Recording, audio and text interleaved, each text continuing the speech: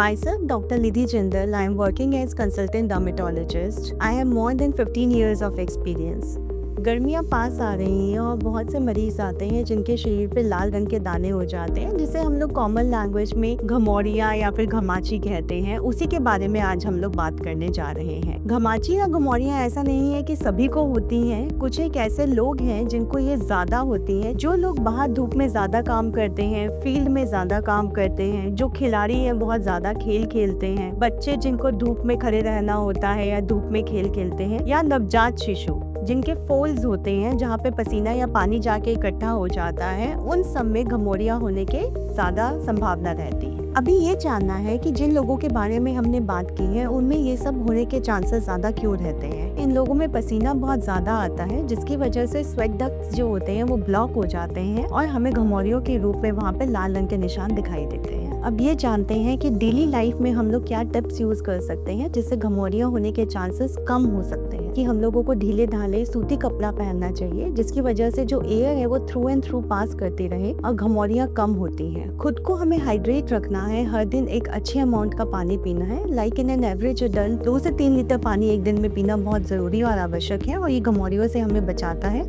हमें ठंडे फल और सब्जियों का आहार करना चाहिए, जैसे कि खीरा हुआ, नारियल पानी, नींबू पानी, ये सब हमें बहुत आराम देता है घमौरियों से बचने में। और यदि हम कहीं से खेल के आ रहे हैं तो हमें तुरंत ही कपड़े बदल लेने चाहिए। बहुत अधिक समय तक यदि हम पसीने में लटपट कपड़े पहने रहते हैं तो उससे डक्ट्स के ब्लॉक होने के चांसेस ज्यादा रहते हैं। इसके अलावा जो भी नवजात शिशु हमारे पास होता है उसको हम लोगों को एक सूती कपड़े पे ही सुलाना चाहिए। कई लोग बहुत प्लास्टिक के कपड़ों पे बच्चों को लंबे समय तक लिटा के रखते हैं, जिससे घमौरियाँ होने के चांसेस ज्यादा है। और जब भी हम उन्हें नहलाते हैं या फिर उनकी साफ सफाई करते हैं तो उनके हाथों पैरों को आराम से खोल के उनको पैड ड्राई करना है, रगड़ना नहीं है। उसके अलावा डायपर वगैरह का इस्तेमाल भी कम से कम करना चाहिए और बहुत टाइट तरीके से डायपर नहीं पहनाना चाहिए। डायपर अगर पहनाया है तो उसे 1-2 घंटे के बाद हमें तुरंत चेंज कर देना चाहिए। इसके अलावा हमें ये ध्यान रखना है कि डेली नहाना है। प्रिकली हीट पाउडर्स हम लोग यूज कर सकते हैं जो हमारी घमौरियों को प्रिवेंट करने में बहुत अच्छे से काम आता है। 2 तरीके से ये काम करता है, एक तो शरीर को ठंडक देता है और जो एक्सेस पसीना होता है उसको एब्जॉर्ब करके घमौरियाँ प्रिवेंट करने में भी हमारी हेल्प करता है। नेचुरल इंग्रेडिएंट्स वाले